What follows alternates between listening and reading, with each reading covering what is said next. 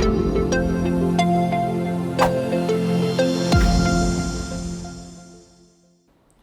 Friends, હું ભરત GPSC ઓનલાઈનમાં તમારું સ્વાગત કરું છું. આજે આપણે મિત્રો સામાન્ય વિજ્ઞાનમાં તલાટી માટે સ્પેશિયલ કંકાલ તંત્ર અને બીજું એકમો જોવાનો છે. ભૌતિક વિજ્ઞાન વર્સિસ જીવ વિજ્ઞાન.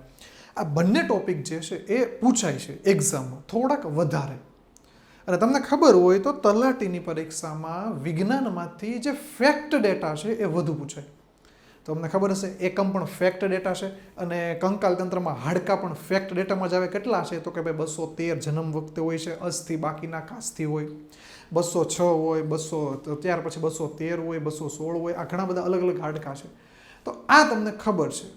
તો હવે આપણે આની જ વાત કરવાની છે, ફેક્ચ્યુઅલ ડેટાની, કે જે પરીક્ષામાં તલાટીની પરીક્ષામાં બહુ પૂછાય. બિન સચિવાલય કોન્સ્ટેબલ પીએસઆઈ માટે તો પૂછાય છે, પણ તલાટીમાં થોડુંક વધારે પૂછાય છે એટલા માટે. તો શરૂ કરીએ એની પહેલાં ફટાફટ તમને માહિતી આપી દઉં કે જીપીએસસી ઓનલાઈન એકચ્યુઅલીમાં એક પ્લેટફોર્મ છે, ઓનલાઈન પ્લેટફોર્મ, જેમાં તમને તલાટી જે છે એવી પરીક્ષા છે, ત્યાર પછી બિન સચિવાલય પીએસઆઈ કોન્સ્ટેબલ ક્લાસ 1-2, ક્લાસ 1-2માં પ્રિલિમ્સ, મેન્સ, એફએસડબલ્યુ, પછી ત્યાર પછી જનરલ સ્ટડી, ત્યાર પછી જનરલ સ્ટડી જે છે એમાં મોટાભાગના બધા કવર થઈ જાય. તો આ બધા કોર્સીસ જે છે ને એ ઉપલબ્ધ છે GPSC online is now web સંકુલની એપ્લિકેશન ઉપર. તમે જેની તૈયારી કરતા હો એમાં તમને એનો કોર્સ મળી જશે. એની તમે તૈયારી કરી, એ કોર્સ પસંદ કરી તમે પરચેસ કરીને તમે તમારી તૈયારીમાં આગળ વધી શકો છો. અને જોડે જોડે એ પણ ખાસ કે જીપીએસસી ઓનલાઈનનું નામ બદલાઈ ગયું છે, એનું નામ છે વેબ સંકુલ છે. અને વેબ સંકુલ એક અમારું પબ્લિકેશન પણ છે, જેમાં 18 જેવી બુકો પબ્લિશ કરેલી છે. જેમાં ક્લાસ 1-2ની બુકોની વાત કરું ને તો એમાં ગોલ્ડન એમસીક્યુ છે, ઇતિહાસની બુક, ભૂગોળની બુક, ત્યાર પછી બંધારણની બુક, ત્યાર પછી એક એન્વાયરમેન્ટની બુક છે, અને ત્યાર પછી ટોપર્સ નોટ છે. ક્લાસ 3ની વાત કરું તો આખા ગામની ફેવરિટ, મારી ફેવરિટ અકરમ સાહેબની બુક ઓલ ઇન વન, જેમાં તલાટીના બધા જ પ્રશ્નો આવી ગયા છે. અને હાલ ઓલ ઇન વનની બુકમાં ઓફર ચાલી રહી છે 50%ની. એપ્લિકેશન ડાઉનલોડ કરો અને એ ડાઉનલોડ કરી ત્યાર પછી બુક તમારે ખરીદી તો ખરીદી શકો છો, 50% ઓફ છે. તેની પછી આપણે ક્લાસ 3ની બુકની બીજી વાત કરું તો ત્યાર પછી કોમ્પ્યુટરની બુક છે, અંગ્રેજીની બુક છે, ગણિતની છે, રિઝનિંગની છે, કાયદાની છે, પોલીસ ભરતી માટે સ્પેશિયલ કોમ્પ્યુટરની બુક છે. આ અલગ અલગ બુક છે. જો તમને એપ્લિકેશનમાં કોઈ કોર્સીસ બાબતે કંઈ પણ જાણવું હોય ને, જો તમને ખબર છે કે હું પીએસઆઈની તૈયારી કરું છું ને પીએસઆઈનો કોર્સ પસંદ કરું, પરચેસ કરી લો, ભણવા માંડું, વાત થાય પૂરી. પણ તમને કોઈ ક્વેરી હોય, અમુકને હોય ભિન્ન ભિન્ન પ્રકારની, સાહેબ આમાં કોણ શું ભણાવે, આ શું કરે, એવું કંઈ પણ જાણવું હોય, કંઈ પણ ક્વેરી હોય, તો એના માટે નીચે ઘણા બધા કોન્ટેક્ટ નંબર આપેલા છે. એમાંથી તમે કોઈ પણ એક ફોન નંબર ઉપર ફોન કરી અને માહિતી લઈ શકો છો. શક્ય બને ત્યાં સુધી ઓફિસ ટાઈમમાં કોલ કરવો. ઓફિસ ટાઈમ એટલે 9 થી 6માં, એટલે તમારો કોલ રિસીવ થશે. રાત્રે 2 વાગે તમે ફોન કરશો તો રિસીવ નહીં થાય. તમે 50 મિસ કોલ મારશો, 100 મારશો, કોઈ રિસીવ કરશે નહીં. અને બુકમાં તમારે કંઈ ક્વેરી હોય ને બુકમાં, તો એના માટેનો કોન્ટેક્ટ નંબર હું અહીંયા લખી દઉં છું.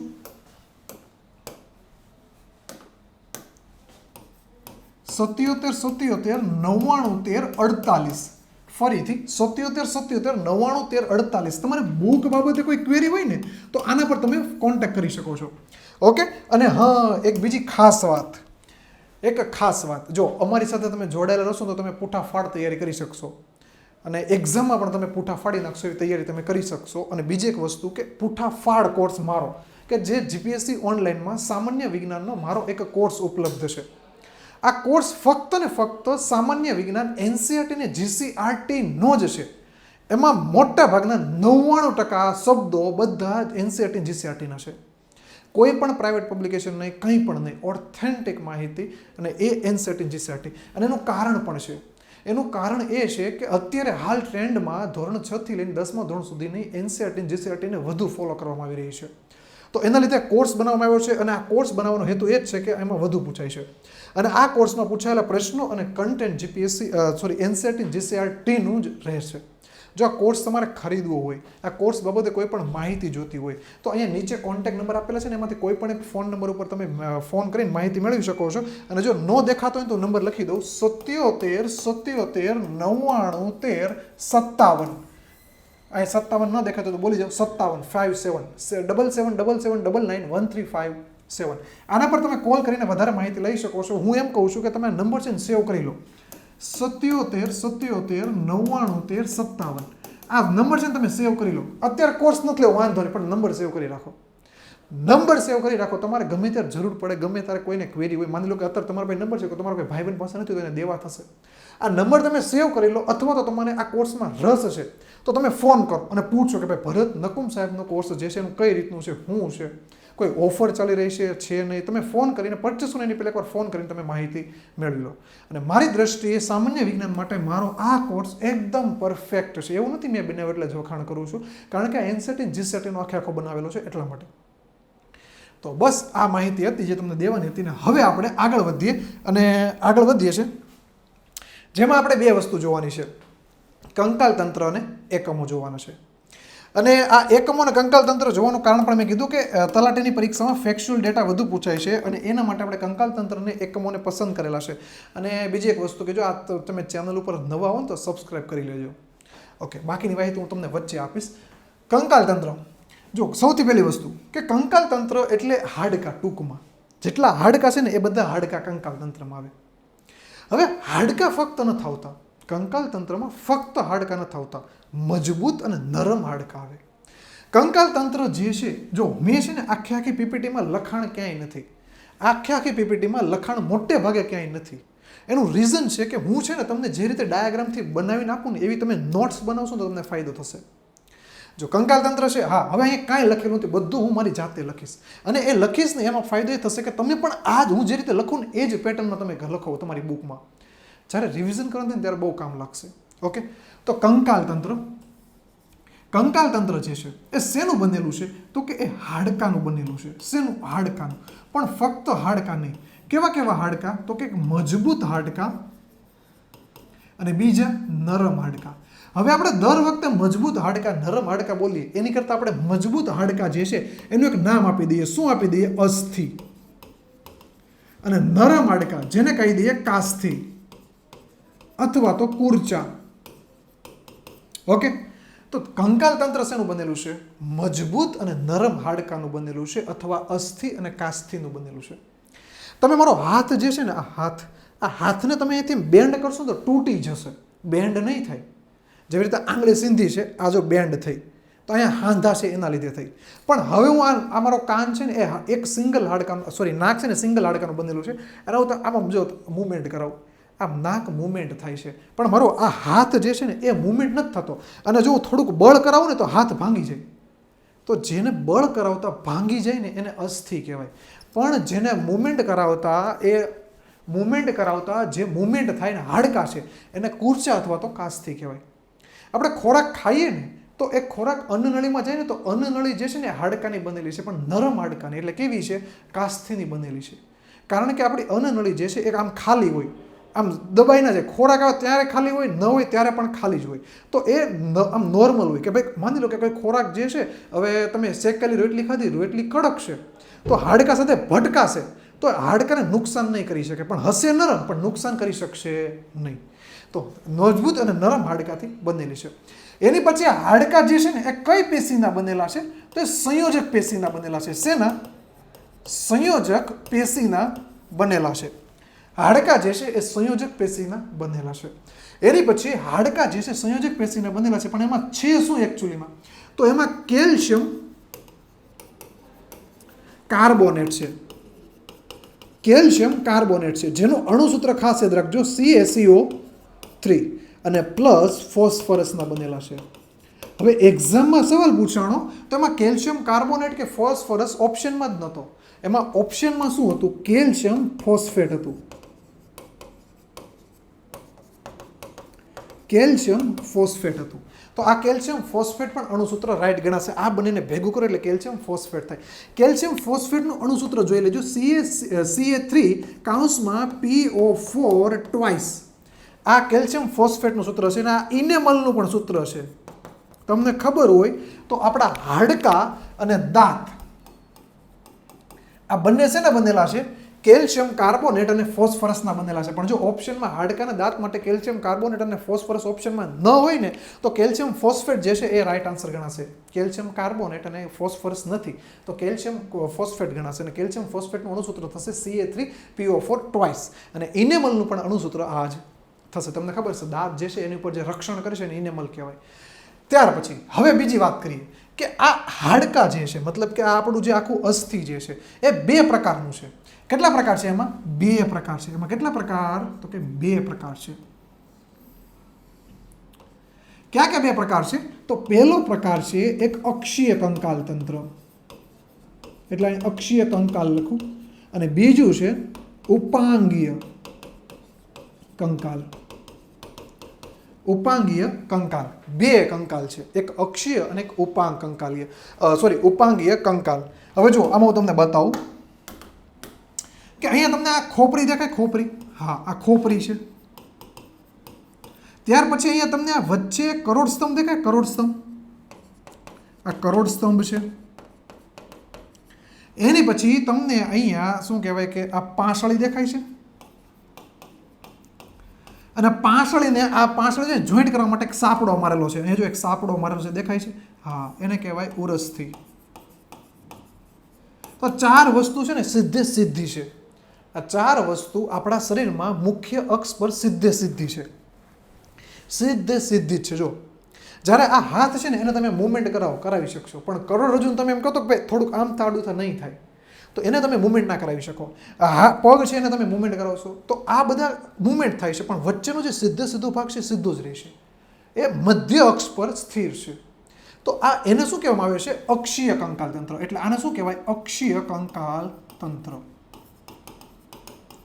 હવે તમને બીજો ભાગ જેટલો પણ વૈધો છે ને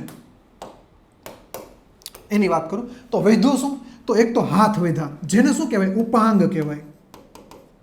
એની પછી તો કે નીચે પગ વૈધા, આ માની લો પગ છે તો એને પણ શું કહેવાય? ઉપાંગ કહેવાય. તો કન્ફ્યુઝ થયા? બંનેને ઉપાંગ કહેવાય. હા, તો ઉપલો છે ને એને અગ્ર કહી દો, નીચે છે એને પશ્વ કહી દો. એને પછી બીજું શું આવે? તો કે અહીંયા આપણું આ હાડકું એક મોટું અહીં જો આવે છે, જેને શું કહેવાય? સ્કંધ મેખલા. એટલે અહીંયા સ્કંધ મેખલા આવે. મેં જો અહીંયા કલર અલગ રાખ્યો છે, જેનાથી તમને ખબર પડે કે સ્ટેપ બાય સ્ટેપ ચાલે છે. અને અહીંયા આવે છે નિત્તમ મેખલા. અહીંયા તમે આમ ટચ કરજો એટલે તમને હાડકા ભટકાશે. તમે જ્યારે બેલ્ટ પહેરો ને તો તમને હાડકું બે ભટકાય.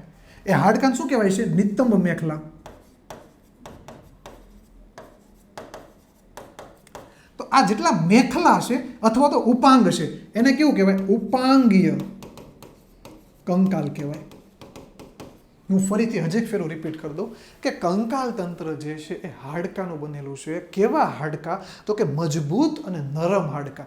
મજબૂત હાડકા એને અસ્થિ કહેવાય, નરમ હાડકા એને કાસ્થિ કહેવાય. મારું નાક જે છે એ કાસ્થિ છે, મારી અન્નનળી જે છે કાસ્થિ છે. જ્યારે મારો હાથ, ફીમર, હાથનું હાડકું, આ હાથમાં આવેલા પંજાના હાડકા એ બધા કેવા છે? અસ્થિ છે.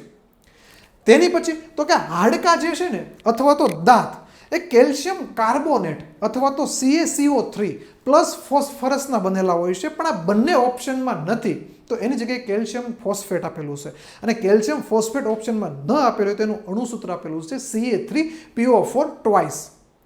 તેની પછી હવે કંકાલ તંત્ર જે છે ને એમાં હાડકા જે છે સંયોજક પેશીના બનેલા છે, અને કંકાલ તંત્ર બે પ્રકારના છે. આપણા શરીરમાં જેટલું પણ મધ્ય ભાગમાં એકદમ સ્થિર છે એને કહેવાય છે અક્ષીય કંકાલ તંત્ર, અને બાકીના બધા હું હાથ ફેલાવું છું, નીચે પગ ફેલાવું છું, એ પગને હાથને જોઈન્ટ કરવા માટે મેખલા આવેલા હોય છે. અહીંયા નિત્તમ મેખલા છે, અહીંયા સ્કંદ મેખલા છે, હાથને જોઈન્ટ કરવા માટે, પગને જોઈન્ટ કરવા માટે નિત્તમ મેખલા છે. તો બધા મેખલા અને ઉપાંગ છે એને કહેવાય છે ઉપાંગીય કંકાલ, અને જે અક્ષ ધરી ઉપર છે, મધ્ય ધરી ઉપર, એને કહેવાય છે અક્ષીય કંકાલ તંત્ર.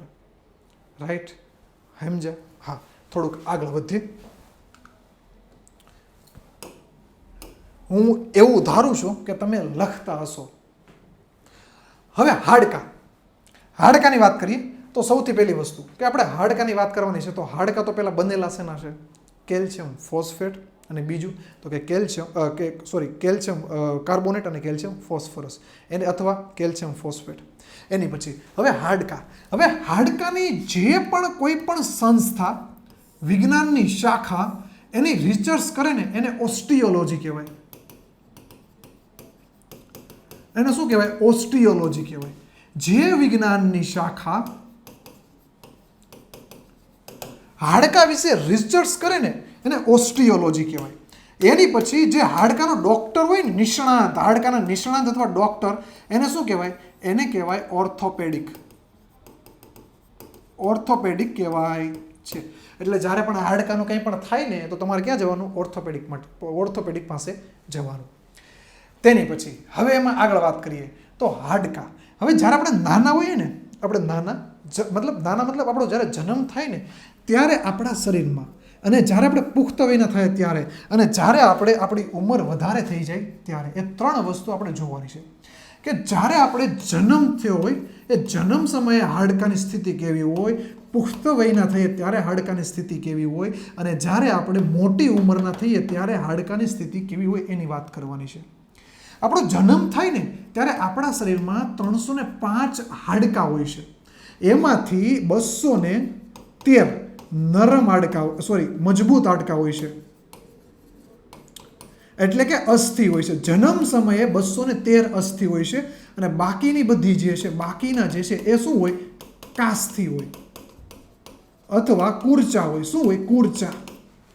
એની પછી હવે આપણે મોટા થઈ ગયા, યંગ થઈ ગયા, મજબૂત થઈ ગયા, જીમ જવા માંડ્યા, તો હવે એ સમયે આપણા શરીરમાં હાડકાં કેટલા હોય? 206 હોય છે, અથવા તો 206 હોય, અથવા તો આ બીજો એક આંકડો છે, એ આંકડો હું તમને હમણાં કહીશ, કઈ રીતે આવે એ પણ કહીશ, બધું સમજાવીશ. એની પછી આપણે મોટી ઉંમરના થઈએ ને ત્યારે આપણા હાડકાં જે છે ને એ પોલા થઈ જાય. એનું રીઝન છે કે એની અંદરથી પ્રોટીનની માત્રા જે છે એ કેવી થાય? ઘટવા માંડે. પ્રોટીનની માત્રા જે છે એ ઘટવા માંડે. કયું પ્રોટીન? તો કોલેજન. આ પ્રોટીન જે છે ને ઘટવા માંડે, એના લીધે આપણને પછી હાડકાં થોડુંક હાલીએ તો પણ બહુ દુખાવો થાય. અને આ જ્યારે આપણી પાસે એક્સ્ટ્રીમ લેવલે હોય ને, આપણે મતલબ યંગ હોય ને ત્યારે આપણે 33% આની હાજરી હોય છે. કોલેજન પ્રોટીન આપણા હાડકામાં 33% જેટલું હોય છે. જેમ જેમ આપણી ઉંમર વધતી જાય ને એમ ઘટતું જાય છે, વપરાતું જાય છે, અને છેલ્લે એ ઘટી જાય તો આપણને બહુ હાડકાં દુખે, પોલા થઈ જાય. પછી તો કોઈક મજબૂત આમ કર્યું ને તો હાડકું તૂટી પણ જાય. ત્યાર પછી આ હાડકાની વાત કરી. હવે આમાં આગળ જઈએ, અને અહીંયા આ મેં એનસીઈઆરટીમાં લખેલું છે કે જન્મ સમયે માનવ કંકાલ આશરે 305 જેટલા હાડકાઓનું બનેલું હોય છે, અને ઉંમર વધવાની સાથે કંકાલના હાડકાની સંખ્યામાં ફેરફાર થાય છે, અને પુખ્ત અવસ્થા સુધીમાં કેટલાક હાડકાં જોડાઈને તેમની સંખ્યા 206 જેટલી થઈ જાય. જો કદાચ તમને સવાલ થાય ને કે સાહેબ આવું શા માટે થાય છે, કોઈ હાડકાં આપણામાંથી ખાઈ જાય છે, ચોરી જાય છે, કે આપણે સવારમાં ટોયલેટ જઈએ એમાં જતા રહી છે, આપણને કદાચ સવાલ થાય તો એનો જવાબ છે કે હાડકાં જે છે ને એ આપણે જન્મ થયો હોય ને એ સમયે હાડકાં હોય ને એ બધા એકદમ કૂરચા ને એવા બધા હોય છે, પણ જેમ જેમ મોટા થાય ને એમ હાડકાં જોઈન્ટ થતા જાય. જોઈન્ટ થઈને એક હાડકું બને, 2 જોઈન્ટ થઈને 3 એક બને, 3 જોઈન્ટ થઈને એક બને. તો એ રીતે હાડકાં બધા જોઈન્ટ થવા માંડે, આમ મજબૂત થવા માંડે, એકબીજા જકડાઈ જાય, પછી એક સિંગલ હાડકું બની જાય. શું બની જાય? એક સિંગલ હાડકું બની જાય. તો 5 માંથી 2 થઈ જાય, 2 માંથી 1 થઈ જાય, 10 માંથી 1 થઈ જાય. તો આવી રીતે હાડકાં ભેગા થતા થતા એક બનવા માંડે છે. તો આ હાડકાનું કામ છે. તો આ રીતે 305 માંથી ઘટીને 206 જે 99 જેટલા ઘટી જાય છે. હવે હું આમાં તમને આગળ લઈ જાઉં એમાં ઓકે. હવે એમાં જો હાડકાં, તો હાડકાં જે છે એ થોડાક કામના પણ છે, થોડાક ને એમ તો બહુ.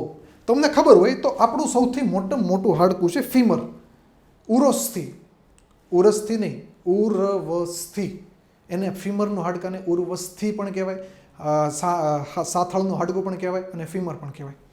તો એ હાડકાને તમે તોડી નાખો ને વચ્ચેથી, તો એની અંદર તરલ પદાર્થ હશે. શું હશે? તરલ પદાર્થ હશે. તમે જ્યારે હાડકાને તોડી નાખશો ને વચ્ચેથી તો એની અંદર તરલ પદાર્થ હશે. આ તરલ પદાર્થ છે ને એને શું કહેવાય? મજ્જા ગુહા કહેવાય. શું કહેવાય? મજ્જા ગુહા કહેવાય. અને તમે આ એક શબ્દ, આ શબ્દને તમે બીજા શબ્દથી પરિચિત છો, અસ્થિ મજ્જાથી પરિચિત છો. તમે આ શબ્દ સાંભળ્યો હશે, અસ્થિ મજ્જા, આ શબ્દ તમે સાંભળ્યો હશે. તો અસ્થિ મજ્જા એનું બીજું નામ છે મજ્જા ગુહા, અને એ તરલ પદાર્થ છે. હવે આની અંદર છે ને 3 વસ્તુ પ્રોડ્યુસ થાય છે. શું? આરબીસી, ડબલ્યુબીસી અને ત્રાકકણ. આ 3 વસ્તુ અસ્થિ મજ્જામાં પ્રોડ્યુસ થાય છે. શું કહેવાય કે red blood cell, white blood cell અને ત્રાકકણ. અને આ 3 અસ્થિ મજ્જામાં થાય છે. પણ ત્રાકકણનું જો તમને સ્પેશિયલ પૂછે ને તો ત્રાકકણ અસ્થિ મજ્જાની અંદર મેગા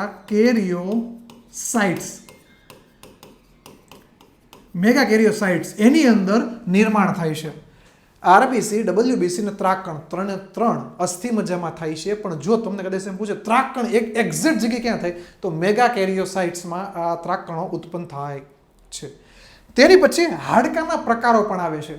હવે તમે આપણો ગોઠણ છે ને, આ ગોઠણ છે ને એને તમે પાછળ બેન્ડ કરો, તમે પાછળ બેન્ડ કરશો તો બેન્ડ થશે. પણ હવે એનો એ જ ગોઠણ તમે આગળ બેન્ડ કરશો તો તૂટી જશે. તો આ જે બેન્ડ થાય છે, બે હાડકાને જોઈન્ટ રાખે છે, એ બેન્ડ કરવાનું જે કામ કરે છે ને, એ હાડકાને શું કહેવાય? સિસ્મોઇડ હાડકા કહેવાય. કેવા? સિસ્મોઇડ હાડકા. એને સિસ્મોઇડ હાડકા કહેવાય છે. જે સાંધામાં હોય છે, જે બે હાડકાને મુવમેન્ટ કરાવી શકે છે, એને સિસ્મોઇડ હાડકા કહેવાય છે.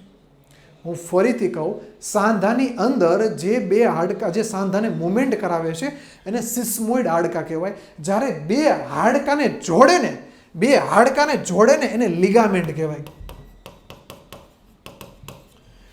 બે હાડકાને જોડવાનું કામ કરે એને લિગામેન્ટ કહેવાય. અને સાંધામાં બે હાડકાને જોડીને એને મુવમેન્ટ કરાવવાનું, એને મતલબ મુવમેન્ટ કરાવી શકે છે, એ હાડકાને સિસ્મોઇડ હાડકા કહેવાય.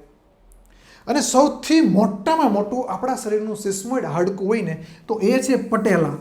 એ કયું છે? પટેલા. ઢાંકણી, જેને આપણે ઢાંકણી કહીએ ને, એ ઢાંકણી મોંઘી થાય છે, જે અમૃતમાં નથી આવતું, મતલબ જે માં કાઢ છે ને એમાં નથી આવતું. તો ઢાંકણી છે ને એને પટેલા કહેવાય અથવા ની કેપ કહેવાય. એ સિસ્મોઇડ હાડકું છે. ત્યાર પછી ટેન્ડન હાડકું. કયું? ટેન્ડન.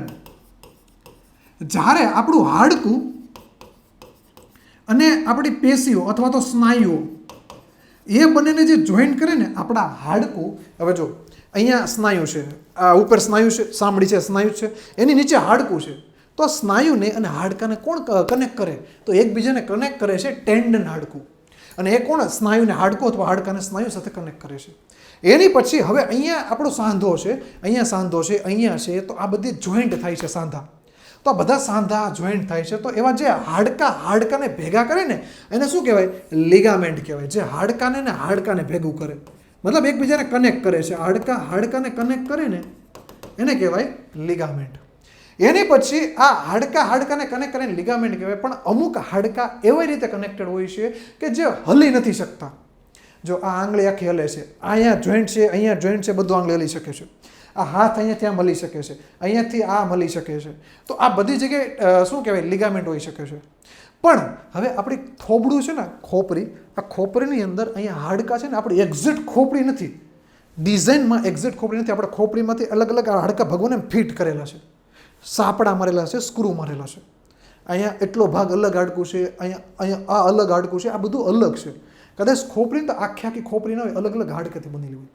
તમે એક વસ્તુ નોટિસ કરજો કે આ બધા જોઈન્ટ છે ને એને તમે મૂવમેન્ટ કરાવી શકો છો. આ બધા જોઈન્ટને તમે મૂવમેન્ટ કરાવી શકો છો. પણ અહીંયા પણ જોઈન્ટ છે, પણ આને તમે મૂવમેન્ટ નથી કરાવી શકતા. જેવી રીતે તમે રાવણ મૂવી જોયું, શાહરૂખ ખાનનું રાવણ મૂવી, જો હું તમને એક સીન બતાવું. આ જે પેલો કરીના કપૂરની પાછળ જો જોયું એને જ ખબર હશે, કરીના કપૂરની પાછળ આ વિલન છે, કરીના કપૂરની પાછળ પીસો કરતો હોય, તો એ સમયે બસ સાથે ભટકાય છે. બસ સાથે ભટકાય ને તો એમાં આ ભાઈ બસ સાથે ભટકાય તો એનું થોબડું જો કેવું થઈ ગયું, અહીંયાથી એક ભાગ, આ ભાગ અલગ થયો, આ ભાગ અલગ થયો. તો આપણે આ રોબોટમાં થાય છે, આપણામાં થતું નથી. અને પછી પાછું એનું મોઢું આવું હરખું પણ થઈ જાય. જે ભટકાય ત્યારે આવું થઈ જાય છે, પણ પછી હરખું થઈ જાય. આપણું ભટકાણું તો પછી પૂરું. તો આપણે આવી રીતે મુવમેન્ટ કરાવી શકતા નથી. અહીંયા આપણે મુવમેન્ટ નથી કરાવી શકતા, પણ આને જો આ કરાવી શકે છે, આ રોબોટ છે તો કરાવી શકે, પણ આપણે કરાવી શકતા નથી. તો અહીંયા પણ બધે સાંધા છે. તો આ સાંધા છે ને એને C1 કહેવાય. જે આપણા થોબડાની અંદર જે સાંધા છે ને એને C1 કહેવાય. થોબડું છે, હા, અહીંયા હાડકું કનેક્ટ છે, આ અધોહનું છે, અહીંયા લેક્રિમલ હાડકું છે. તો આ બધા કનેક્ટ થાય છે એકબીજા હારે. તો આ સાંધાને C1 સાંધો કહેવાય છે, જેમાં C1 હાડકું ભાગ ભજવે છે. ઓકે, ચાલો નેક્સ્ટ. હવે હાડકામાં જે ફેક્ચ્યુઅલ ડેટા પૂછે છે ને એની વાત કરું તો હાડકામાં સૌથી મોટું સિસ્મોઇડ હાડકું કયું છે? તો આ હાડકું છે, જે ઢાંકણી, પટેલા, ની કેપ, આ હાડકું સૌથી મોટું છે. એની પછી આપણા ચહેરાનું સૌથી મોટું હાડકું કયું છે? તો આ જે તમને દેખાય, આ દેખાય, એ હાડકું સૌથી મોટું છે અને એને અધોહનું કહેવાય. અધોહનુ કહેવાય. તેની પછી આપણો ચહેરાનું સૌથી નાનું હાડકું લેક્રિમલ. અહીંયા તમને ગ્રીન કલરનો પટ્ટો દેખાય થોડોક અહીંયા અંદર, હા, એ આપણા ચહેરાનું સૌથી નાનું હાડકું છે. આપણા આખા બોડીનું સૌથી નાનામાં નાનું હાડકું કયું છે? તો એ છે પેગડું. કયું છે? પેગડું, સ્ટેપસ. આપણા આખા બોડીનું સૌથી નાનામાં નાનું હાડકું, કાનનું સૌથી નાનામાં નાનું હાડકું કયું છે? પેગડું છે. હથોડી, એરણ અને પેગડું આપણા કાનના 3 હાડકા છે. એની પછી આપણા શરીરનું સૌથી મોટામાં મોટું હાડકું તો કે ફીમર હાડકું, અથવા સાથળનું હાડકું, અથવા ઉરવસ્થિ. જો આપણી જે પાંસળી છે ને એને જે સાપડો મારે ને વચ્ચે, આ પાંસળી છે એને વચ્ચે સાપડો મારે ને એને ઉરસ્થિ કહેવાય. ઉરસ્થિ. જ્યારે આ ફીમર જે હાથળનું હાડકું છે એને શું કહેવાય? રડધો એટલે રેફ આવશે, ઉર્વસ્થિ કહેવાય. એને શું કહેવાય? ઉર્વસ્થિ કહેવાય. આ ખાસ યાદ રાખજો. ઓકે, તો ફરીથી કહી દઉં કે આપણા શરીરનું સૌથી મોટામાં મોટું સિસ્મોઇડ હાડકું કયું છે? તો પટેલા અથવા ની કેપ. તેની પછી આપણા ચહેરાનું સૌથી મોટામાં મોટું હાડકું કયું છે? અધોહનુ. આપણા ચહેરાનું સૌથી નાનામાં નાનું હાડકું કયું છે? લેક્રિમલ. આપણા બોડીનું સૌથી નાનામાં નાનું હાડકું કયું છે? તો કે પેગડું અથવા ટેપસ. અને આપણા બોડીનું સૌથી મોટું હાડકું કયું છે? ફીમર અથવા સાથળનું હાડકું, અથવા તો એને તમે કયું હાડકું કહી શકો છો? ઉર્વસ્થિ કહી શકો છો. તેની પછી હાડકાના રોગની વાત કરીને તો હાડકાના રોગ તમે 2 રોગથી તો જાણીતા જ છો, એક રિકેટ્સ અને એક ઓસ્ટિયોમલેસિયા. એ હાડકાના રોગ છે. ત્યાર પછી ઓસ્ટિયોપોરોસિસ હાડકાનો રોગ છે. ગાઉટ અથવા સંધિવા હાડકાનો રોગ છે. ટીટેની, આર્થરાઇટ્સ એ બધા હાડકાના રોગ છે. હવે અક્ષીય કંકાલ તંત્રની વાત કરું તો તમને જે આ લીલા કલરનો અથવા બ્લુ કલર જેવો શેડ દેખાય ને એ અક્ષીય છે. મતલબ એ આપણા શરીરના મધ્ય કક્ષ ઉપર સ્થિર છે. અને એમાં સમાવેશ કોનો થાય છે? તો એક થાય છે ખોપરીનો. અને હવે ખાસ આંકડા યાદ રાખવાના છે. ખોપરીના હાડકા કેટલા? 29. એની પછી બીજો સમાવેશ કોનો થાય છે? કરોડ સ્તંભનો. એના હાડકા કેટલા? 26. તેની પછી હવે પાંસળીનો સમાવેશ થાય છે. તો પાંસળીના હાડકા કેટલા? 12 જોડ અથવા તો 24 હાડકા. એની પછી આ વચ્ચે એક સાપડો મારેલો છે. આ સાપડો જે છે એને શું કહેવાય? ઉરસ્થિ. એના હાડકા કેટલા? 1. તો અક્ષીય કંકાલ તંત્રમાં 4 વસ્તુઓ આવે. પરીક્ષામાં તમને સવાલ એવો પણ પૂછાઈ શકે, નીચેનામાંથી કયો અક્ષીય કંકાલ તંત્રનો ભાગ નથી? તો એમાં મેખલા, પશ્વ ઉપાંગ એવું કંઈ પણ આપેલું તે જવાબ થશે. હવે આપણે કુલ ટોટલ મારીએ. અહીંયા 29 અને અહીંયા 1 કેટલા થયા? 30 થયા. અહીંયા 24 અને અહીંયા 24 કેટલા થયા? 50 થયા. 50 અને 30 કેટલા થાય? 80. તો અક્ષીય કંકાલ તંત્રમાં હાડકા કેટલા? 80. આ સવાલ પણ પૂછાઈ શકે. અક્ષીય કંકાલ તંત્રમાં કુલ હાડકા કેટલા? 80. આપણા શરીરમાં કુલ હાડકા કેટલા? 206. એમાંથી 80 બાદ કરો, 126. તો એનો મતલબ ઉપાંગીય કંકાલ તંત્રમાં હાડકા કેટલા? 124. અક્ષીય કંકાલ તંત્રમાં હાડકા કેટલા? 80. રાઈટ. અને ખોપરીમાં હાડકા કેટલા? 29. કરોડ સ્તંભના હાડકા કેટલા? 24. ઉરસ્થિનું હાડકું કેટલું? 1. પાંસળીના કેટલા? 12 જોડ અથવા તો 24 હાડકા. આ અક્ષીય કંકાલ તંત્ર છે. અક્ષીય કંકાલ તંત્ર આપણા શરીરમાં મધ્ય ભાગમાં અક્ષ તરફ રહેલું છે. તેની પછી ખોપરીની વાત કરીએ તો ખોપરીમાં મેં તમને કીધું કે કેટલા હાડકા છે ભાઈ? તો કે 29. ખોપરીમાં હાડકા કેટલા? 29.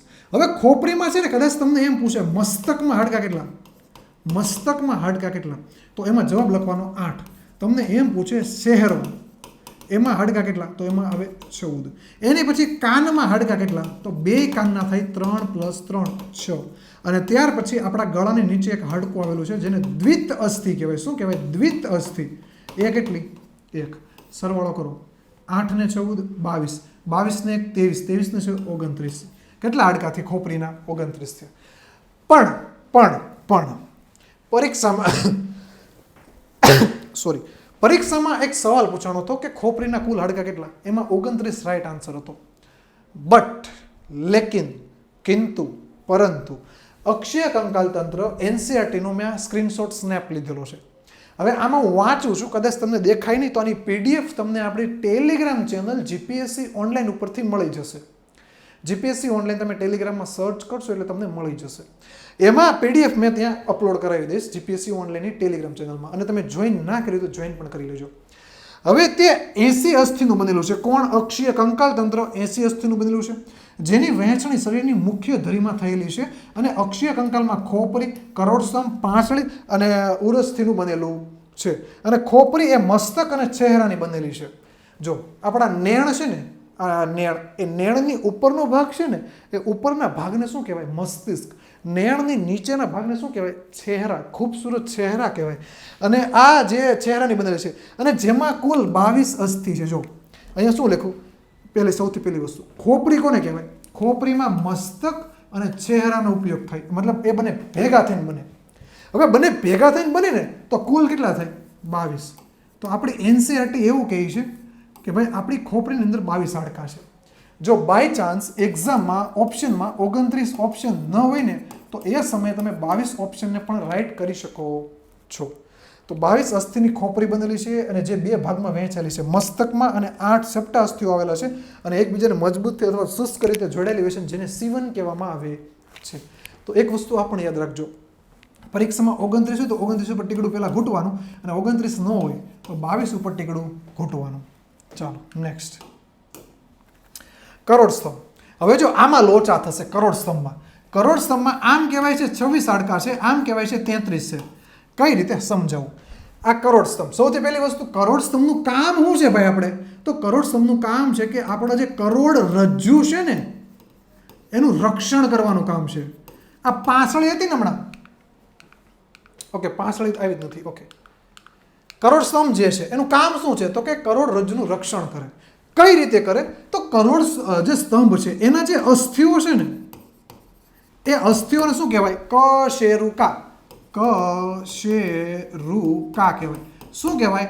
કશેરુકા કહેવાય. આપણા જે શું કહેવાય કે કરોડસ્તંભ છે, એ કરોડસ્તંભ જે છે એની જે અસ્થિઓ છે એને કશેરુકા કહેવાય.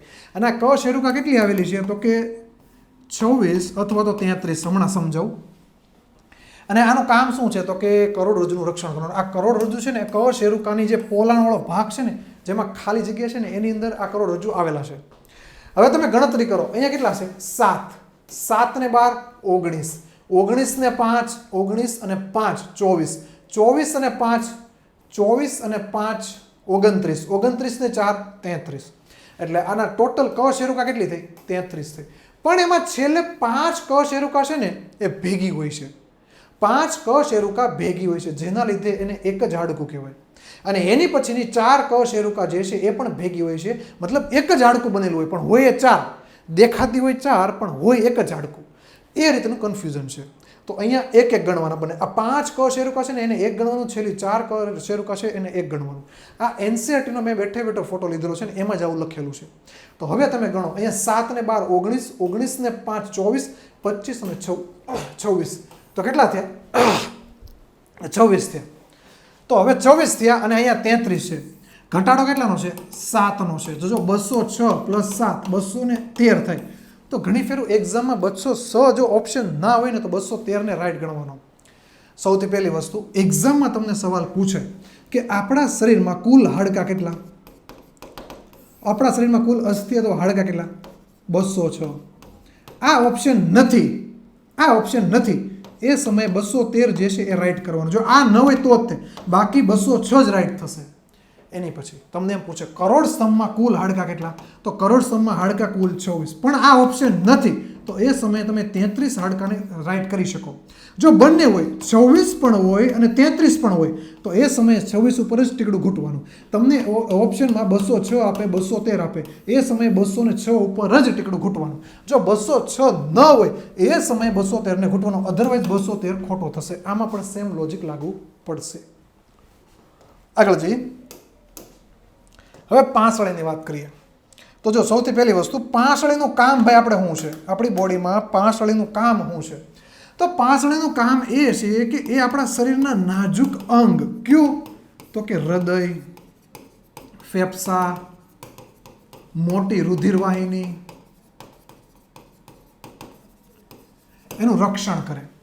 તમને ખબર છે, હું એમ કહું ને કે ભાઈ આ કંકાલ તંત્ર જે છે એ શું છે? તો કંકાલ તંત્ર તમે શું કહેશો કે આપણા શરીરને આધાર આપે છે, આપણા શરીરનું રક્ષણ કરે છે. પણ હું તમને એમ કહું કે ભાઈ આપણા તંત્રો જે છે એનું રક્ષણ કોણ કરે? આપણા શરીરમાં અલગ અલગ તંત્રો છે. જેવી રીતે રુધિરાભિસરણ તંત્ર છે, પરિવહન તંત્ર છે, એ ઇન્દ્રજાય જાય છે, ત્યાર પછી પાચન તંત્ર છે, ત્યાર પછી ઉત્સર્જન તંત્ર છે, એની પછી મતલબ ઘણા બધા તંત્ર છે, પ્રજનન તંત્ર છે. તો આ બધા તંત્ર જે છે એનું રક્ષણ કોણ કરે? એનું રક્ષણ પણ આ શું કહેવાય કે અસ્થિ જે છે, કંકાલ તંત્ર જે છે એ જ કરે છે. કઈ રીતે કરે? તો આપણું શરીર તંત્રોથી બનેલું છે, આપણું શરીર તંત્રોથી બનેલું છે, અને આ જ તંત્રો જે છે એ શરીર બનેલું છે. તો શરીરનું રક્ષણ કરો કે તંત્રનું રક્ષણ કરો, બધું એક જ થયું. તો કદાચ પરીક્ષામાં એમ પૂછાય કે આપણા તંત્ર, આપણા શરીરના અલગ અલગ તંત્ર જે છે એને આધાર અને રક્ષણ આપવાનું કામ કોણ કરે? તો કંકાલ તંત્ર આવશે. હવે નાજુક અંગો, હૃદય, ફેફસા, મોટી રુધિરવાહિની બધાનું રક્ષણ પાંસળીઓ પાસે હોપેલું છે. પાંસળી છે ને એનો આગળની ભાગ એટલે કે પૃષ્ઠ બાજુ શું આવેલું છે? તો પૃષ્ઠ એટલે પાછળની થાય. પાછળની બાજુ શું આવેલું છે? અહીંયા જો પાછળની બાજુ શું આવેલું છે પાંસળીની? તો પાછળની બાજુ કરોડ સ્તંભ આવેલું છે, અને વક્ષ બાજુ, પાંસળીની વક્ષ બાજુ અથવા તો આગળની બાજુ ત્યાં શું આવેલું છે? આ સાપડો મારેલો છે, એક સાપડો મારેલો છે. આ સાપડાને આપણે શું કીધું? ઉરસથી આવેલી છે. ત્યાર પછી આપણી શરીરની અંદર પાંસળી કેટલી છે? 12 જોડ અથવા તો 24 હાડકા અથવા અસ્થિ. ઓકે, હવે એમાં તમે 12 છે ને, આ છેલ્લી 12મી છે, આ 11મી છે. આ 11મી ને 12મી તમે જુઓ એકલી છે, કોઈ સાથે કનેક્ટેડ જ નથી. આ જો આ અહીંયા કનેક્ટેડ છે, આ બધી આ સાપડા સાથે, ઉરસથી સાથે કનેક્ટેડ છે. આ કનેક્ટેડ જ નથી. તો આ છેલ્લી અને છેલ્લેથી બીજી એટલે કે આ 12મી, આ 11મી, ત્યાર પછી આ 10મી, આ 8મી, આ 9મી, આ 8મી, આ 7મી, આ 6ઠ્ઠી. હવે 12મી અને 11મી પાંસળી જે છે કોઈ સાથે કનેક્ટેડ નથી. તો એના લીધે આ આપણી જોડ જે છે, આ જોડની અંદર 11મી અને 12મી જે પાંસળી છે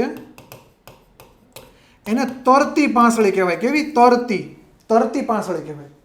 અને તમે જુઓ આ 10 નંબર, 8 નંબર, 9 નંબર અને 8 નંબર, 8, 9 ને 10 નંબર, આ 8 નંબર જે છે કોની સાથે કનેક્ટેડ છે? 7 સાથે. જો આ 7 નંબરની અહીંયા કનેક્ટ છે, અને 8 નંબરની 7 સાથે છે, 9 નંબરની 8 સાથે છે, 10 નંબરની 9 સાથે છે. હવે આ ઉરુસથી સાથે કનેક્ટેડ નથી, ઉરુસથી સાથે કનેક્ટેડ નથી. આ ડાયરેક્ટ કોની સાથે કનેક્ટેડ છે? બીજી પાંસળીઓ સાથે કનેક્ટેડ છે. જો આ બધી આ ડાયરેક્ટ ઉરુસથી સાથે કનેક્ટેડ છે. જો અહીંયા દેખાય. હા, હવે આ છે ને આ ઉરુસથી સાથે છે, આ પણ ઉરુસથી સાથે જ કનેક્ટેડ છે. પણ હવે આ ઉરુસથી નહીં, આ 7 નંબર સાથે, આ 9 નંબર સાથે, 8, આ 9 નંબર સાથે. તો આ 8, 9 અને 10 આ ત્રણ જે છે ઉરુસથી સાથે કનેક્ટેડ નથી. એના લીધે 8, 9 અને 10 નંબરની જે જોડ છે ને એને ખોટી પાંસળી કહેવાય. કેવી પાંસળી કહેવાય? ખોટી પાંસળી. પરીક્ષામાં સવાલ પૂછે નીચેનામાંથી ખોટી પાંસળી કઈ નથી? તમને ઓપ્શન આપે 7, 8, 9 અને 10. તો રાઈટ આન્સર શું થાય? 7. 7 જે છે ખોટી પાંસળી નથી. ખોટી પાંસળી 8, 9 અને 10 છે. પરીક્ષામાં તમને પૂછે નીચેનામાંથી તરતી પાંસળી કઈ છે? તો 11 નંબરની અથવા તો 12 નંબરની તરતી પાંસળી છે. ઓકે, સમજી ગયા હશો. આગળ વધીએ. તેની પછી હવે કંકાલ તંત્ર જે છે એમાં બે ભાગ પડ્યા હતા, અક્ષીય કંકાલ તંત્ર અને બીજું ઉપાંગીય કંકાલ તંત્ર. તો ઉપાંગીય કંકાલ તંત્રમાં શું આવે છે? તો કે ઉપાંગો આવે અને પ્લસ મેખલા આવે. 2 મેખલા આવે છે અને 2 ઉપાંગો આવે છે. જેમાં આ હાથ દેખાય છે, હા, એને અગ્ર ઉપાંગ કહેવાય. પગ દેખાય છે, હા, એને પશ્વ ઉપાંગ કહેવાય. તેની પછી આ હાથ કનેક્ટેડ જે કરે છે એને મેખલા કહેવાય. ઉપરનું છે એને સ્કંધ મેખલા. ભાઈ દાંત કેટલા કાઢે છે. એની પછી અહીંયા જે આ પશ્વને કનેક્ટ કરે એને શું કહેવાય? નિતંબ મેખલા. નિતંબ. ઓકે, સમજી જાઓ. નિતંબ મેખલા. તો 2 મેખલા છે, 2 ઉપાંગો છે. એમાં આપણો એક હાથ છે ને, આખો હાથ, આ આખા હાથમાં 30 હાડકા છે. આ આખા હાથમાં 30 હાડકા, 30 કેટલા થયા? 60. એટલે એમ કહી શકો કે અગ્ર ઉપાંગ જે છે, અગ્ર ઉપાંગમાં કુલ હાડકા કેટલા છે? 60. સેમ પશ્વ ઉપાંગ છે ને 1, એમાં 30 છે, બાજુનામાં 30 છે, 30 ને 30 60. તો પશ્વ ઉપાંગમાં પણ કેટલા થયા? 60. હવે આપણા નિતંબ મેખલા છે ને એમાં કેટલા હાડકા છે? 4. અને સ્કંદ મેખલા છે ને એમાં કેટલા હાડકા છે? 2. 4 અને 2 6. 60 અને 60 120. 120 ને 6 126. તો 126 કોના થયા? 126 થયા ઉપાંગીય કંકાલ તંત્રના. અને 80 કોના છે? અક્ષીય કંકાલ તંત્રના. સરવાળો કરે એટલે કેટલા થાય? 206 થશે. ઓકે, તો પરીક્ષામાં સવાલ પૂછાય, ઉપાંગીય કંકાલ તંત્રમાં કુલ હાડકા કેટલા? 126. ત્યાર પછી હવે ઉપાંગીય કંકાલ તંત્ર મેં એમાં કીધું એ પ્રમાણે હું ફરીથી કહી દઉં કે એક તો એમાં શું છે? મેખલા છે. અને આપણી પાસે મેખલા 2 છે. ક્યાં ક્યાં મેખલા છે? તો એક તો સ્કંદ મેખલા, બીજું નિતંબ મેખલા. એની પછી આપણી પાસે ઉપાંગો છે. આપણી પાસે 2 ઉપાંગો છે. ક્યાં ક્યાં છે? એક અગ્ર અને એક પશ્વ. અગ્ર ઉપાંગ પાસે 30 30 2 છે એટલે 60, પશ્વ પાસે 30 30 2 અને નિતંબ મેખલા જે છે એની પાસે 4 અને સ્કંદ મેખલા પાસે 2 એટલે કુલ 124 હાડકા થશે. તેની પછી બસ ઓલામાં એટલું જ જાણવાનું હતું કે ભાઈ એમાં શેમાં એટલા હાડકા આવે છે એ જ ઉપાંગીય કંકાલ તંત્રમાં. હવે આપણે વાત કરીએ કંકાલ તંત્ર. અહીંયા આપણું તલાટીના લેવલ પ્રમાણે પૂરું થયું છે. જો ડીપમાં જાવ ને તો આના ઉપર 2-3 કલાક તો ભણાવે જ જાય, પણ આ આપણે કંકાલ તંત્ર તલાટીના આધારે લીધેલું છે. હવે આપણે વાત કરીએ એકમોની. જો હવે આ એકમો છે ને પ્યોર ગોખવાના છે, યાદ રાખવાના છે. ગોખવાના છે, યાદ રાખવાના છે. 2 માંથી એક તમારે કરવાનું છે. તમને જે ઈચ્છા પડે તમારા જેવી રીતે પાટિયા બેસે રીતે પાટિયા બેસાડવાના છે, પણ તમારે યાદ રાખવાના છે. હું એક વખત સમજાવવાની કોશિશ કરું. અત્યારે આપણે ટોપિક લીધો છે એકમો. તો એકમો જે છે ને એના આધારે હું તમને કહીશ. એકચ્યુઅલીમાં ટોપિક તમે જોશો ને તો રાશિ થશે, પણ આ રાશિ તરીકે આપણે નથી જોતા, એકમો તરીકે જોઈએ છે. અને પરીક્ષામાં, તલાટીની પરીક્ષામાં એકમો વધુ પૂછાય છે એટલા માટે. તો હવે એકમોની વાત કરું તો એકમો છે ને આપણી પાસે ભિન્ન ભિન્ન પ્રકારની રાશિઓ જે છે, એકમ પદ્ધતિ જે રાશિ પદ્ધતિ છે એમાં છે. જેમાં આપણી પાસે FPS, CGS, MKS, MKSA અને SI આ એટલી પદ્ધતિ છે. આ એટલી પદ્ધતિ છે. હું તમને પરીક્ષામાં સવાલ પૂછું અથવા અહીંયા સવાલ પૂછું કે SI એકમ પદ્ધતિમાં સમયનો SI એકમ કયો છે? તેમાં તમે રાઈટ આન્સર શું લખશો? સેકન્ડ. હું સેમ બીજો સવાલ પૂછું, SI એકમ પદ્ધતિમાં દળનો એકમ કયો છે? તમે કહેશો કિલોગ્રામ. હું તમને આનો આ જ સવાલ થોડો ટ્વિસ્ટ કરું કે FPS પદ્ધતિમાં દળનો FPS એકમ અથવા તો FPS એકમ અથવા ખાલી એકમ કયો છે? તો FPS નો એકમ થશે દળનો પાઉન્ડ થશે. આ ચેન્જીસ આવશે. એટલા માટે તમારે યાદ શું રાખવાનું છે? એકદમ ઇઝી છે. જો આ તમને પરીક્ષામાં તમને પૂછશે ને તો તમને એમ કહેશે FPS પદ્ધતિ, CGS પદ્ધતિ, MKS પદ્ધતિ, MKSA પદ્ધતિ અથવા SI એકમ પદ્ધતિ. તો FPS તો એમાં જો આ F છે ને એ શું બતાવે? ફૂટ, P પાઉન્ડ અને S સેકન્ડ. હવે આના પર તમારે લોજિક લગાડવાનું કે ભાઈ ફૂટ એટલે લંબાઈનો એકમ, પાઉન્ડ એટલે દળનો એકમ, સેકન્ડ એટલે સમયનો એકમ. હવે પરીક્ષામાં તમને સવાલ પૂછું કે ભાઈ FPS પદ્ધતિમાં દળનો એકમ કયો છે? તો તમે દળ એટલે શું? પાઉન્ડ કહેશો. હા. સમય એટલે સેકન્ડ, લંબાઈ એટલે ફૂટ અથવા તો અંતર એટલે ફૂટ. સેમ પરીક્ષામાં તમને એમ પૂછું કે CGS પદ્ધતિમાં લંબાઈનો CGS એકમ કયો છે? CGS પદ્ધતિમાં લંબાઈનો CGS એકમ કયો છે? તો આમાં તમારે લોજિક લગાડવાનું. C એટલે સેન્ટીમીટર, G એટલે ગ્રામ, S એટલે સેકન્ડ. તો આ શેનો એકમ છે? લંબાઈનો અથવા તો મતલબ લંબાઈ અથવા તો અંતરનો. દળનો ગ્રામ, સમયનો સેકન્ડ. સમયમાં સેકન્ડ છે દરેકમાં, એટલે એ યાદ રાખો ન રાખો ચાલે. તો અહીંયા બસ તમારે આ જ રીતે યાદ રાખવાનું છે. MKSમાં મીટર કિલોગ્રામ સેકન્ડ એમ્પિયર. અને SI પદ્ધતિ જે છે એમાં ટોટલ 7 એકમો છે. કેટલા એકમો છે? 7. Metre, kilogram, second, ampere, kelvin, mole અને કેન્ડેલા. આ 7 એકમ તમારે યાદ રાખવાના છે. જોડે જોડે એ કઈ રાશિના છે એ પણ યાદ રાખવાના છે. જો મીટર લંબાઈનો અથવા અંતરનો, કિલોગ્રામ દળ, સમયનો સેકન્ડ, ત્યાર પછી ટેમ્પરેચર તાપમાનનો એમ્પિયર, વિદ્યુત પ્રવાહનો એમ્પિયર, ટેમ્પરેચરનો કેલ્વિન, દ્રવ્યના જથ્થાનો મોલ અને જ્યોતિ તીવ્રતાનો કેન્ડેલા. આ સાથે 7 યુનિટ તમારે યાદ પણ રાખવાના છે, કોના ક્યાં છે. તો પરીક્ષામાં તમને એમ પણ પૂછે છે કે ને જ્યોતિ તીવ્રતાનો એસઆઈ એકમ કયો છે, તો તમારે કેવા થાય કેન્ડેલા. આ રીતે પરીક્ષામાં પૂછે છે તો આ યાદ રાખવાના છે. આ કોષ્ટક અને આની પીડીએફ તમને મળી જશે. પીડીએફ ક્યાંથી મળશે? ટેલિગ્રામ ચેનલ પરથી. કઈ ટેલિગ્રામ ચેનલ? તો જો તમે બે કામ કરી શકો છો. એક, તમે ટેલિગ્રામ ચેનલમાં જઈ જીપીએસસી ઓનલાઈન સર્ચ કરવાનું, એટલે ત્યાં તમને ટેલિગ્રામ ચેનલ મળી જશે. અને કઈ ચેનલ જોઈન કરવાની? તો કે 2 લાખ સબસ્ક્રાઈબર કરતાં વધુ સબસ્ક્રાઈબર હોય ને એ ચેનલ તમારે જોઈન કરવાની. અને આપણી ટેલિગ્રામ ચેનલમાં 2 લાખથી વધારે લોકો જોઈન થઈ ગયા છે. તમારે હજી જોઈન થવાનું બાકી હોય ને તો આપણી ટેલિગ્રામ ચેનલમાં તમે જોઈન થઈ જજો.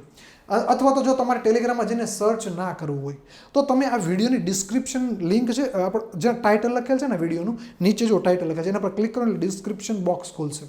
એમાં તમને અમારી Telegram channel, Instagram, Facebook, YouTube application બધી જ લિંક મળી જશે. અમારી સાથે જોઈન થઈ જાઓ, તમને ફાયદો ને ફાયદો જ રહેશે. મફતમાં જોઈન અમને કરી લો, મફતમાં તમને ફાયદો છે. તમને ખબર હોય તો બિન સચિવાલયની પરીક્ષા હાલ જે રદ થઈ છે એની પહેલાં, એ અમને ખબર તો નથી રદ થવાની છે, પણ એ બિન સચિવાલય માટે અમે કેટલું બધું કરેલ છે ફ્રીમાં. તમને પીડીએફ આપેલી છે, રિવિઝન કરાવેલું છે, ત્યાર પછી શું કહેવાય કે રિવિઝન માટે લેક્ચરો પણ મૂકેલા છે. બધું ફ્રીમાં છે. હું એમ નથી કહેતો કે તમે અમને રૂપિયા આપો અને અમને જોઈન કરો. ના, તમે અમને કોઈ પણ જગ્યાએ જોઈન કરો, તમને ઉપયોગી જ થઈશું. કોઈ પણ જગ્યાએ અમને તમે જોઈન કરી લો. ટેલિગ્રામ, ફેસબુક, વોટ્સઅપ, હું એમ કહું છું કે તમે અમારી એપ્લિકેશન ડાઉનલોડ કરીને ખાલી રાખો. એમાં રોજ ડેઇલી ટેસ્ટ ફ્રી આવે છે. એ ટેસ્ટ તો આપો, ફ્રીમાં જ છે, કંઈ છે તો નહીં. અને તમને ક્વેરી હોય ને ટેસ્ટમાં તો પણ તમે ક્વેરી કરી શકો છો. અને જો એટલું બધું તમને ફ્રીમાં મળે ને તો મારી તમને એક રિક્વેસ્ટ છે કે તમે પ્લે સ્ટોરમાં જાઓ, અમારી એપ્લિકેશનને ડાઉનલોડ કરો અને 5 સ્ટાર રેટિંગ આપી દેજો. 5 સ્ટાર રેટિંગ આપજો. જો અમે એટલું બધું ફ્રીમાં કરીએ ને, કોઈ આ જેટલું ફ્રીમાં કરો ને એ કોઈક એકેડમી વાળો, માની લો કે મારે એકેડમી શરૂ કરવી છે તો આ જેટલું ફ્રીમાં આપે ને એટલું રૂપિયા દઈને આપું તો પણ એ વર્થ છે. મતલબ તો પણ વિદ્યાર્થીનું એટલું રૂપિયા લઈને આપું તો પણ વિદ્યાર્થીને ખોટું ના લાગે. અમે તમને મફત આપીએ છીએ. તો તમારે એક કામ કરવાનું છે કે ટેલિગ્રામમાં જવાનું છે, પ્લે સ્ટોરમાં જવાનું છે, ત્યાં એપ્લિકેશન અમારી જે છે ત્યાં 5 સ્ટાર રેટિંગ દેવાના છે. અને તમને જેવી મજા આવે ને કે ભાઈ આ સાહેબે બહુ મસ્ત ભણાવ્યું, આ એપ્લિકેશનમાં મજા આવે છે, ડેઇલી ટેસ્ટ આપી છે, ગમે તે તમારા મનના જે વાક્યો શું વાક્યો હોય ત્યાં લખી દેજો. ઓકે, એટલું તમે અમારા માટે કરી શકો છો. અમે તમારા માટે એટલી બધી મહેનત કરીએ તો. તેની પછી હવે બીજું કે હવે આપણે 7 એકમ જોઈએ ને, હાલ એને આપણે સ્વીકારેલા છે એસઆઈ એકમ પદ્ધતિ તરીકે. એમાં રાશિ 7 છે: લંબાઈ, દળ, સમય, વિદ્યુત પ્રવાહ, તાપમાન, દ્રવ્યનો જથ્થો અને જ્યોતિ તીવ્રતા. અને એના એકમ પણ છે: લંબાઈનો મીટર, દળનો કિલોગ્રામ, સમયનો સેકન્ડ, વિદ્યુત પ્રવાહનો એમ્પિયર, તાપમાનનો કેલ્વિન, દ્રવ્યનો જથ્થો મોલ, જ્યોતિ તીવ્રતાનો કેન્ડેલા. મીટરનો સંજ્ઞા થાય એમ, કિલોગ્રામનો કેપિટલ કે સ્મોલ g, સેકન્ડનો સ્મોલ s, એમ્પિયરનો કેપિટલ A, કેલ્વિનનો કેપિટલ K, મોલનો મોલ લખાય, કેન્ડેલાનો CD લખાય. ત્યાર પછી હવે છે પૂરક એકમો. કેવા એકમો? પૂરક એકમો. પૂરક એકમો ક્યાં છે? 2 છે. એક છે રેડિયન અને સ્ટી રેડિયન. પરીક્ષામાં સવાલ પૂછાય ને, નીચેના માંથી પૂરક એકમ શોધો, આવો સવાલ પૂછાય તો એક મીટર હોય, કિલોગ્રામ હોય, CD હોય અને એક હોય છે RAD. તો રેડિયન થશે, શું થશે? રાઈટ આન્સર થશે. એ પૂરક એકમ છે. સ્ટી રેડિયન પૂરક એકમ છે. સમતલકોણ રાશિ છે એનો એસઆઈ એકમ રેડિયન થાય, પણ આ એકમ કેવો છે? પૂરક છે. આ એકમ કેવો છે? મૂળભૂત એકમ છે. પરીક્ષામાં તમને એમ પણ સવાલ પૂછે નીચેનામાંથી મૂળભૂત એકમ કયો નથી, તો એમાંથી બેમાંથી આ એક ઓપ્શન આપેલો તો એ મૂળભૂત એકમ નથી. આ રીતે પણ પરીક્ષામાં સવાલ પૂછાય છે. અને રેડિયન બરાબર RAD થશે. રેડિયનનો સિમ્બોલ RAD થશે અથવા થીટા થશે. અને RAD બરાબર ચાપના છેદમાં ત્રિજ્યા એના બરાબર 180 ના છેદમાં પાઈ થશે. અથવા તો તમને પરીક્ષામાં એમ સવાલ પૂછે કે ભાઈ 1 ડિગ્રી બરાબર કેટલા, તો કે પાઈના છેદમાં 180 રેડિયન. કેટલા થાય? 180 રેડિયન થાય. આ રીતે સવાલ પૂછે ને તો આ જવાબ થશે. 1 ડિગ્રી બરાબર કેટલા, તો કે પાઈના છેદમાં 180 રેડ, RAD. આ સવાલ પૂછાયેલો છે એટલા માટે. અને આ પણ સવાલ પૂછાયેલો છે કે SR અથવા ઓમેગા બરાબર શું થાય? ક્ષેત્રફળના છેદમાં ત્રિજ્યાનો સ્ક્વેર. તો આ પણ સવાલ તમને પરીક્ષામાં પૂછાઈ શકે છે. એની પછી તમને 2 વસ્તુ ખબર પડી. ક્યાં એકમ? પૂરક એકમ. અને બીજું મૂળભૂત એકમ. તો મૂળભૂત એકમ કેટલા છે? 7. અને પૂરક એકમ કેટલા છે? 2. જેમાં શું કહેવાય કે ઓમેગા અને થીટા છે, અને બાકીના આમાં 7 છે. આ 7 તમારે એકમો ખાસ યાદ રાખવાના છે. એકમો યાદ રહી જાય ત્યાર પછી એ પણ યાદ રાખવાનું છે કે ભાઈ આ મીટર છે, કોનો આની રાશિ કઈ થાય, કેજીની રાશિ કઈ થાય. જેવી રીતે મીટરની લંબાઈ થાય, કેજીની દળ થાય, એ રીતે આ બધું યાદ રાખવું પડશે. ઓકે, તેની પછી હવે આ એક પૂર્વક જે છે સંજ્ઞા છે. મતલબ કે ઘણી ફેરો તમે જોતા હશો કે 10⁻6 એને શું કહેવાય? માઇક્રો કહેવાય. અને 10⁻6 મીટર લખાય તો માઇક્રોમીટર કહેવાય. તો આ હવે આપણને પૂછાય છે, મતલબ આપણને કન્વર્ટ કરવાનું પૂછે. એકવાર પરીક્ષામાં સવાલ પૂછવાનો. ઓકે, હું જવાબ નહીં આપું, તમારે મને કોમેન્ટ કરવાની છે. 1 નેનોમીટર બરાબર ખાલી જગ્યા માઇક્રોમીટર. આનો જવાબ તમારે મને કોમેન્ટ કરવાનો છે. આનો જવાબ તમારે મને કોમેન્ટ કરવાનો છે. 1 નેનોમીટર બરાબર ખાલી જગ્યા માઇક્રોમીટર. તમારે શું કરવાનું છે ખબર? અહીંયા આ જે વિડીયોનો ટાઈમ જો અહીંયા નીચે ટાઈમ બતાવતા હશે, એ ટાઈમ જોવાનો અને લખવાનો. માની લો કે તમને ઓન એન એવરેજ કેટલો ટાઈમ થયો હશે ખબર છે? કંઈક 55 મિનિટ, એની પછી અહીંયા સેકન્ડ લખેલી હશે, જે હોય 30, અને ત્યાર પછી અહીંયા માઇક્રો સેકન્ડ લખેલું હોય, 5 કે 6 કે જેટલું લખેલું હોય ને એ લખી દેવાનું, અને એની પછી તમારે જવાબ લખી દેવાનો. ભાઈ એટલો આન્સર આવે. પહેલા સમય લખવાનો, કારણ કે બધાને ખબર પડે કે ભાઈ અહીંયા એક સવાલ પૂછવાનો હતો એટલા માટે પૂછ્યો તમને. તો આનો જવાબ 1 નેનોમીટર બરાબર ખાલી જગ્યા માઇક્રોમીટર થાય છે. એવો સવાલ મેં તમને પૂછ્યો છે. હવે આમાં છે ને તમને કન્વર્ટ કરવાનું પૂછે. જો હું બીજો તમને એક સમજાવું કે આ ફેમ્ટોમીટર છે એ 10⁻15 મીટર થાય. હવે કદાચ તમને સવાલ પરીક્ષામાં એમ પૂછે કે ભાઈ 1 FM બરાબર ખાલી જગ્યા NM. તો આના માટે તમારે શું કરવાનું? તો અહીંયા સૌથી પહેલાં તમારે જોવાનું 10⁻9 છે. અહીંયા કેટલી છે? 10⁻15. કેટલી ઘાત ઘટે છે? તો કે 10⁻6 ઘટે. તો અહીં જવાબ શું થાય? 10⁻6 આવશે. અથવા તો માઇક્રો નેનો મીટર પણ આવી શકે.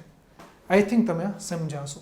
તો આ ખાસ યાદ રાખવાનું છે. 10⁻1 એને ડેસી કહેવાય, 10⁻2 એને સેન્ટી કહેવાય, 10⁻3 એને મિલી કહેવાય, 10⁻6 એને માઇક્રો કહેવાય, 10⁻9 એને નેનો કહેવાય, 10⁻12 એને પાઇકો કહેવાય, 10⁻15 એને ફેમ્ટો કહેવાય, 10⁻18 એને એટો કહેવાય, 10⁻18 માઇનસ ની પ્લસ એને એક્સા કહેવાય, 10⁻15 ને પેટા, 10⁻12 ને ટેરા, 10⁻9 ને ગીગા, 10⁻6 ને મેગા, 10⁻3 ને કિલો, 10⁻2 ને હેક્ટા, અને 10⁻1 અથવા 10 ને ડેકા કહેવાય છે. તેની પછી હવે આપણને એકમો ડાયરેક્ટ પૂછે છે કે ભાઈ આનું બરાબર કેટલું મૂલ્ય થાય, એટલે એકમોનું ટ્રાન્સફર અથવા રૂપાંતર કહી શકો. આ રૂપાંતરો મેં લેખા ને બોર્ડ ઉપર ખાસ કરવાના છે. આનો સ્ક્રીનશોટ લઈને તો સ્ક્રીનશોટ પહેલા લઈ લો આ રૂપાંતરનો, કારણ કે પરીક્ષામાં બહુ પૂછાય છે. મારું એવું માનવું છે કે તમે એક્ઝામ દેવા જાઓ ને એની પહેલાં આ એક પત્તું તો ખાસ જુઓ. ફરીથી તમે એક્ઝામ દેવા જાઓ ને તો આ એક પત્તું ખાસ જુઓ. આ જે તમે સ્ક્રીનશોટ લીધો હોય ને તો ખાસ જુઓ. હવે જો આમાં 1 ફૂટ બરાબર 12 ઇંચ અથવા તો 30.48 સેમી અથવા તો 0.304 મીટર. 1 ઇંચ બરાબર 2.54 સેમી અને 1 મીટર બરાબર 39.37 ઇંચ. ફરીથી આ એકમો લંબાઈ સુધીના છે, અહીંયા સુધીની, એની પછીના દળના છે. ફરીથી 1 ફૂટ બરાબર 12 ઇંચ અથવા 30.48 સેમી અથવા તો 0.304 મીટર. 1 ઇંચ બરાબર 2.54 સેમી, 1 મીટર બરાબર 39.37 ઇંચ, 1 સેન્ટીમીટર બરાબર 39 ઇંચ, 0.39 ઇંચ અથવા તો 0.01 મીટર, અથવા તો તમે 10⁻2 મીટર પણ લખી શકો. 1 માઇક્રોન અથવા માઇક્રોમીટર બરાબર 1 માઇક્રોમીટર આમ લખાય બરાબર 10⁻6 મીટર.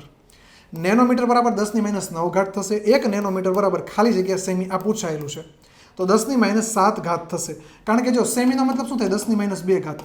નેનોનો મતલબ 10⁻9. અને 9 બનાવવા માટે મારે 10⁻7 લખવી પડે. હા, તો એ 10⁻7 આવે છે. 1 ફેમ્ટોમીટર બરાબર 1 ફર્મીમીટર, મતલબ કે જે 10⁻15 છે ને એને ફેમ્ટોમીટર કહેવાય અથવા ફર્મીમીટર કહેવાય. એંગોસ્ટ્રોમ, જે સૌથી નાનામાં નાનો આપણા જે પરમાણુ હોય ને એના કેન્દ્રનો વ્યાસ માપવા માટે એંગોસ્ટ્રોમનો ઉપયોગ થાય છે. એના માટે 10⁻10 મીટરનો ઉપયોગ થાય છે, મતલબ કે એ બરાબર થાય છે. ત્યાર પછી અવકાશી પદાર્થ હોય ને એના વચ્ચેનો જે એકમ માપવા માટે એસ્ટ્રોનોમિકલ યુનિટ, પૃથ્વીથી લઈ અને સૂર્ય સુધીનું જે અંતર છે ને એને એક એસ્ટ્રોનોમિકલ યુનિટ કહેવાય અથવા એક ખગોળીય એકમ કહેવાય છે. તો આ અવકાશી પદાર્થ વચ્ચેના અંતર માપવા માટે એસ્ટ્રોનોમિકલ યુનિટ એકમનો વપરાય છે, જેમાં એક AU બરાબર 1.5 અથવા 1.49 × 10⁻11 મીટર થશે. તેની પછી અતિ લાંબા અંતર હોય ને એને માપવા માટે પ્રકાશ વર્ષનો ઉપયોગ થાય છે.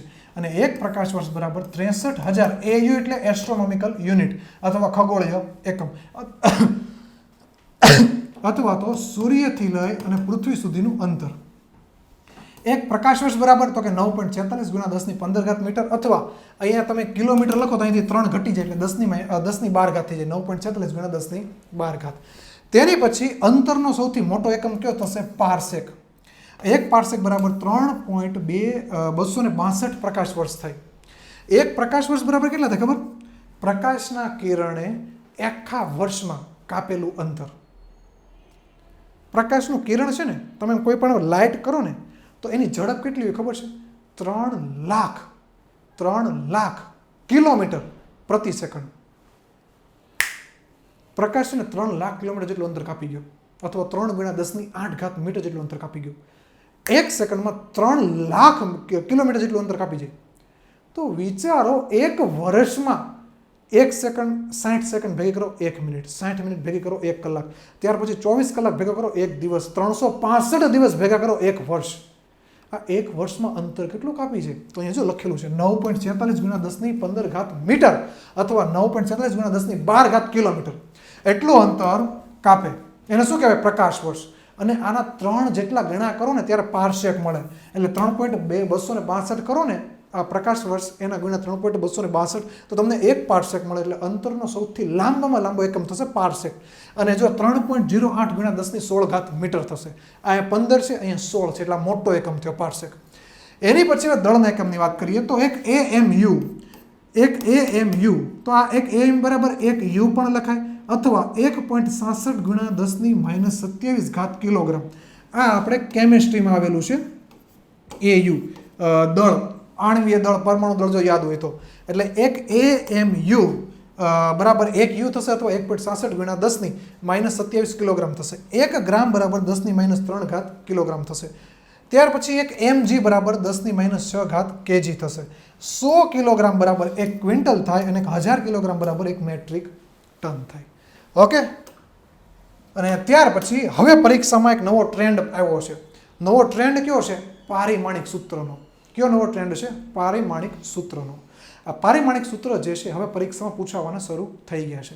પૃષ્ઠતાણનું અત્યાર સુધીમાં 2 વખત પૂછાઈ ગયું છે. તો આના માટે તમને એકમો આવડવો જોઈએ, અને એના માટે તમને MLT આવડી જાય, એટલે કે શું કહેવાય કે આ પારિમાણિક સૂત્ર આવડી જાય. હવે આ બધાના એકમ તમારે ફરજિયાત ગોખવાના છે, યાદ રાખવાના છે. હા, હજી એક ફેરું તમારે ફરજિયાત યાદ રાખવાના છે અથવા ગોખવાના છે. જેવી રીતે અંતર જે છે એનો એકમ કયો થાય? મીટર. દળનો એકમ કિલોગ્રામ. સમય, આ બધા SI એકમો, CGS, MKS એ બધા એકમ નહીં, આ બધા SI એકમ. અંતરનો SI એકમ મીટર છે, દળનો SI એકમ કિલોગ્રામ છે, સમયનો SI એકમ સેકન્ડ છે. સમતલ કોણ એનો SI એકમ થાય સાપના છેદમાં ત્રિજ્યા. ઘન કોણ એનો થાય ક્ષેત્રફળના છેદમાં ત્રિજ્યા સ્ક્વેર, જેને SR અથવા ઓમેગા દેખા, રેડિયન એ થીટા વડે પણ દર્શાવાય છે. ક્ષેત્રફળનો SI એકમ લંબાઈ ગુણ્યા પહોળાઈ. કદનો SI એકમ લંબાઈ ગુણ્યા પહોળાઈ ગુણ્યા ઊંચાઈ. જો આ SI એકમ અહીંયા લખેલા છે, આના પરથી તમને SI એકમ મળે, SI એકમ ઉપરથી તમને MLT મળે. તો ઘનતા જે છે એ કઈ રીતે મળે? તો કે દળના છેદમાં કદથી, ઝડપ અથવા વેગ અંતરના છેદમાં સમયથી. જો અંતરનો એકમ મીટર, સમયનો એકમ સેકન્ડ, આના પરથી તમને ખબર પડી જાય એકમ તમારે જોતો હોય તો. જો આમાં છે ને 7 આપણી પાસે SI એકમ છે ને એનો જ ઉપયોગ છે. આપણી પાસે કેટલા SI એકમ છે? 7 SI એકમ છે. આ 7 SI એકમ છે ને એમાંથી જ એકાદાનો ઉપયોગ થયેલો છે. એટલે તમને આના પરથી ખબર પડી જાય. જો અહીંયા ચાપના છેદમાં ત્રિજ્યા, ક્ષેત્રફળના છેદમાં ત્રિજ્યા સ્ક્વેર, તો ઘન કોણનું એ થાય. ત્યાર પછી ક્ષેત્રફળ, લંબાઈ ગુણ્યા પહોળાઈ, લંબાઈનો SI એકમ મીટર, પહોળાઈનો SI એકમ મીટર, મીટર સ્ક્વેર. એ રીતે કદનો એકમ, તો હું જો એકમ નહીં બોલી, આ કઈ રાશિ પરથી મળે એ બોલીશ. કદ લંબાઈ ગુણ્યા પહોળાઈ ગુણ્યા ઊંચાઈ. ઘનતા બરાબર દળના છેદમાં કદ. ઝડપ અથવા વેગ બરાબર અંતરના છેદમાં સમય. પ્રવેગ બરાબર વેગમાં ફેરફારના છેદમાં સમય, અથવા તો વેગના છેદમાં પણ સમય થાય. બળ બરાબર દળ ગુણ્યા પ્રવેગ. કાર્ય બરાબર બળ ગુણ્યા અંતર.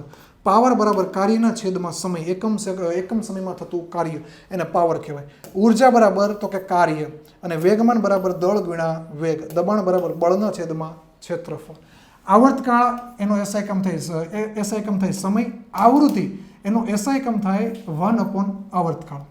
કોણીય સ્થળાંતર ચાપના છેદમાં ત્રિજ્યા, અને સમતલ કોણ ચાપના છેદમાં ત્રિજ્યા, કોણીય વેગ કોણીય સ્થળાંતરના છેદમાં સમય, કોણીય પ્રવેગ કોણીય વેગના છેદમાં સમય, જડત્વની ચાક માત્રા તો દળ ગુણ્યા અંતરનો વર્ગ, ટોર્કનો એસઆઈ રાશિ બળ ગુણ્યા અંતર, અંતર કેવું છે લંબ હોવું જોઈએ, બળનો આઘાત બળ ગુણ્યા સમય, આ પૂછાયેલું છે, આ પૂછાયેલું છે, આ પૂછાયેલું છે, આ પૂછાય છે બધા.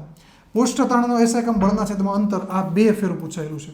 તેની પછી વિશિષ્ટ ઉષ્મા ઉર્જાના છેદમાં દળ ગુણ્યા તાપમાન, ઉષ્મા વાહકતા બરાબર ઉષ્મા ઉર્જા ગુણ્યા જાડાઈના છેદમાં ક્ષેત્રફળ ગુણ્યા તાપમાન ગુણ્યા સમય, વિદ્યુત પ્રવાહ એમ્પિયર, વિદ્યુત ભાર કુલમ, વિદ્યુત પ્રવાહ ગુણ્યા સમય, વિદ્યુત સ્થિતિમાન કાર્યના છેદમાં વિદ્યુત ભાર, અવરોધ બરાબર વિદ્યુત સ્થિતિમાનના છેદમાં પ્રવાહ, કેપેસિટન્સ બરાબર વિદ્યુત ભારના છેદમાં વિદ્યુત સ્થિતિમાન અને બેક વેરલ બરાબર વિભંજનના છેદમાં સેકન્ડ.